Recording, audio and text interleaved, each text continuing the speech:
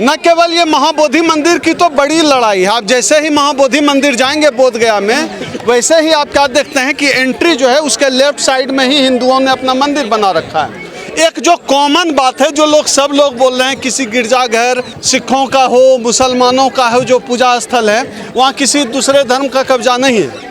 लेकिन आप देखिए यह चीज़ हमारे बौद्धिस्ट जो मंदिर हैं वहाँ, वो भी उसकी इम्पोर्टेंस ये है, जहाँ गौतम बुद्ध को बोधिसत्व प्राप्त हुआ, जहाँ गौतम बुद्ध को जब बोधिसत्व और ज्ञान की प्राप्ति हुई, जहाँ बोधिसत्व जो है गौतम बुद्ध बने, उस जगह पर एक धर्म का लोग कब्जा किए बैठे हैं। जब तक अवेयरनेस नहीं था तब तक चल गया, लेकिन अब यह नहीं चलेगा।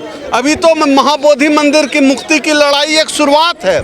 और आपने जो पूछा कि यह लड़ाई कहाँ तक जाएगी, इस लड़ाई को आज जिस तरह से जंतर मंतर पर हमारे साथी आए हैं, जिस तरह से जंतर मंतर पर लोग लड़ रहे हैं, इतना तय है। हम बता देना चाहते हैं सत्ता में बैठे लोगों को, आप समझ लीजिए इस बार का आंदोलन 2 अप्रैल 2018 से बड़ा होने वाला है।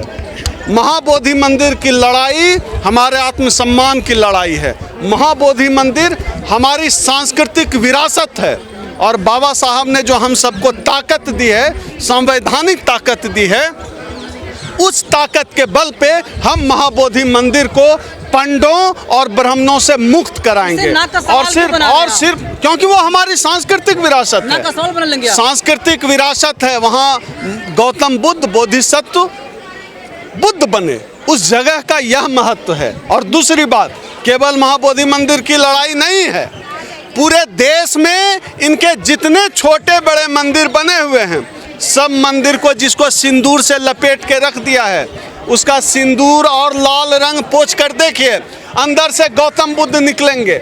इन्होंने जो चुंदरी ओढ़ा कर फलां देवी, फलां माता, फलां देवता बना रखा है, उस चुंदरी को जरा पर्दा सड़काइए, तब आपको जो है मिलेंगे गौतम बुद्ध निकलेंगे।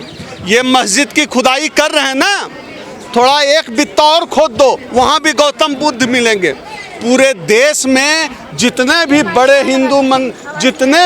हिंदू मंदिर हैं, उन तमाम हिंदू मंदिरों के अंदर बुद्ध हैं, और उन कब्जों के खिलाफ भी हमारी लड़ाई होने वाली है। हम अपनी सांस्कृतिक विरासत को वापस लेकर रहेंगे। ये लड़ाई जितनी बड़ी हो, ये लड़ाई जितनी लंबी हो, हम पीछे नहीं हटने वाले हैं। इस लड़ाई को मुकम्मल तरीके से लड़ा जाएगा।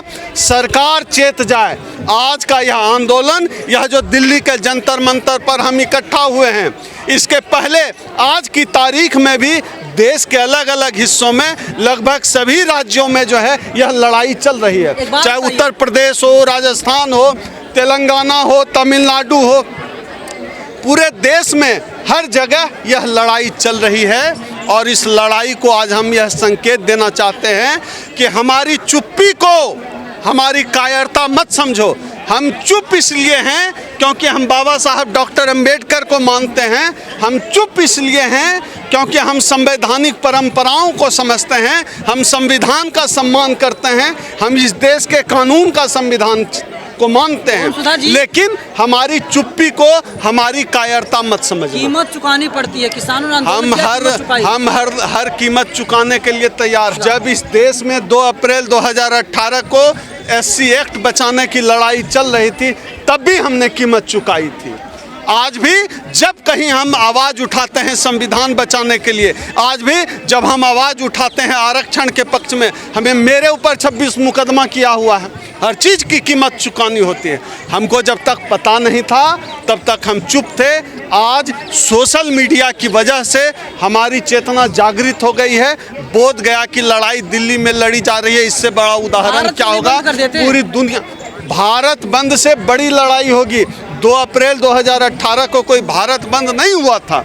हम सरकार को हमने यह संकेत दे दिया है कि आप हमारी लड़ाई को हल्के में न लें। ये अभी प्रधानमंत्री नरेंद्र मोदी जी दुनिया के किसी भी देश में चले जाएं, भले ही भारत में वो राम और हनुमान की राजनीति करें, जय बजरंगबली करें, लेकिन आपने कभी सुना है कि भारत से बाहर किसी भी देश में जब प्रधानमंत्री जाते हों तो कहें मैं बजरंगबली के देश से आया हूँ, मैं राम के देश से आया हूँ? कभी सुना है? नरेंद्र मोदी जी से नहीं सुना है, क्योंकि नरेंद्र मोदी वहाँ कहते हैं मैं गौतम बुद्ध की धरती से आया हूँ।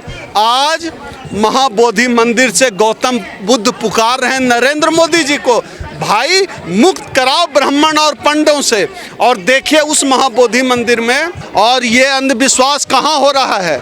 जहाँ गौतम बुद्ध ज्ञान प्राप्त किए, बोधिसत्व प्राप्ति हुई, वहाँ इस तरह का अंधविश्वास चल रहा है और उसके खिलाफ ही यह लड़ाई छिड़ी है, जिसको अंजाम तक पहुँचाए बिना हम नहीं मानने वाले। ये जो लड़ाई है, ये महाबोधि मंदिर को पंडों और ब्राह्मणों से जो मुक्ति की लड़ाई चली है, आप देखिए कि यह लड़ाई जो है बोध गया से यह लड़ाई शुरू हुई और आज की तारीख में यह लड़ाई पूरी दुनिया में फैल गई है। अभी हम लोग जहाँ खड़े हैं, पीछे दिख रहा होगा, ये हम लोग जंतर मंतर पे हजारों लोग खड़े हैं, लड़ रहे हैं, भिड़ रहे हैं। हुआ क्या कि इस देश में जब तक SC ST OBC कम्युनिटी के लोग जब तक जागरूक नहीं थे, तब तक जो है इन पंडों की, मनुवादियों की, ब्राह्मणों की गुंडागर्दी चल गई।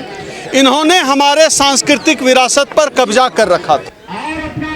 बैंक खाते का नंबर दे रहे, उसमें पारदर्शिता नहीं है, ट्रांसपेरेंसी होनी चाहिए, लालची नहीं है।